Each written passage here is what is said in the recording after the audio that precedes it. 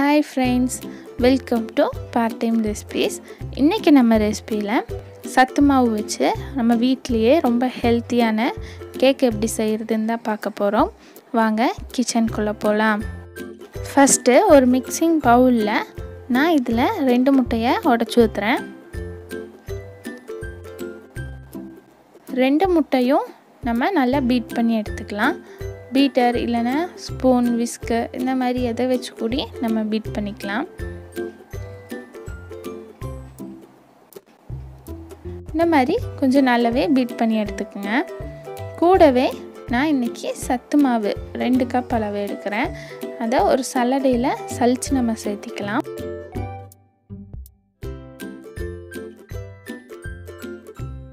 இது கூடவே 1 கப் அளவு சர்க்கரை பவுடர் பண்ணி அதை இதில் நான் சேர்த்துறேன். கூடவே 1 பேக்கெட் ஈனோ அதையும் இதில் நான் சேர்த்துறேன்.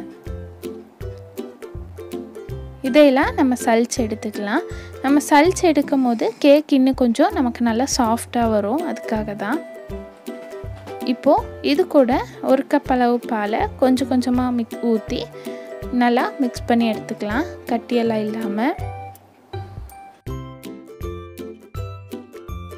1 கப் அளவு பால் இதுக்கு கரெக்டாக இருக்கும். கேக்குக்கு சரியான அளவு 2 கப் அளவு சத்து மாவும் 1 கப் அளவு சர்க்கரையும் 1 கப் அளவு பால், இதுதான் கரெக்டான அளவு. அப்போ தான் இந்த மாதிரி பதத்துக்கு நமக்கு கிடைக்கும். பாருங்கள், இந்த கன்சிஸ்டன்சியில் மாவு கரெக்டாக இருக்கணும். ரொம்ப தண்ணியும் இல்லாமல் ரொம்ப கட்டியும் இல்லாமல் கரெக்டான அளவு இதுதான். இதில் முட்டை வாசனை இல்லாமல் இருக்கிறதுக்காக கொஞ்சமாக வெனிலா எக்ஸ்ட்ராக்கும் இதில் நான் மிக்ஸ் பண்ணுறேன். அதையும் நம்ம நல்லா மிக்ஸ் பண்ணிக்கலாம். இப்போது நமக்கு மாவு ரெடி ஆயிடுச்சு. இப்போ நம்ம கேக் டின் எடுத்துக்கலாம். கேக் டின் இல்லாதவங்க இந்த மாதிரி ஒரு பெரிய பாத்திரம் எடுத்துக்கோங்க.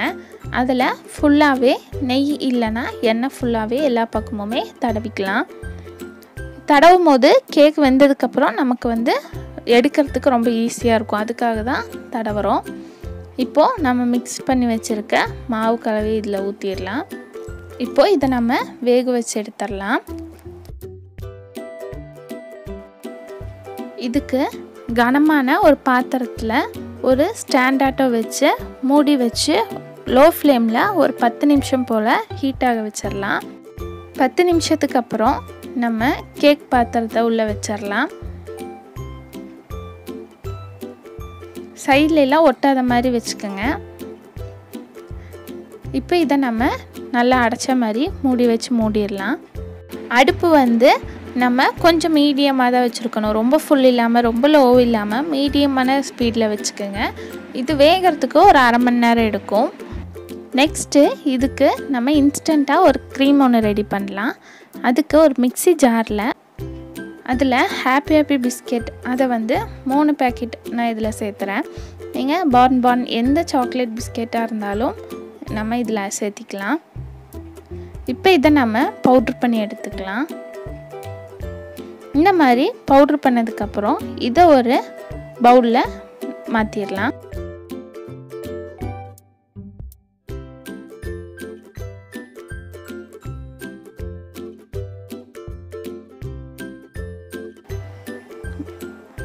கூடவே கொஞ்சமாக பால் சேர்த்து நம்ம கலந்து விட்டுக்கலாம். கொஞ்சமாக பால் ஊற்றி கலக்குங்க. ரொம்ப தண்ணியாட்டமும் ஆயிடக்கூடாது. அதுக்காக தான். மிக்ஸ் பண்ணும் போது கட்டியெல்லாம் எதுவும் வராமல் பார்த்துக்கோங்க. கட்டியெல்லாம் இல்லாமல் நல்லா நம்ம சாஃப்டாக இந்த மாதிரி ஸ்பூன் வச்சு மிக்ஸ் பண்ணி எடுத்துக்கலாம்.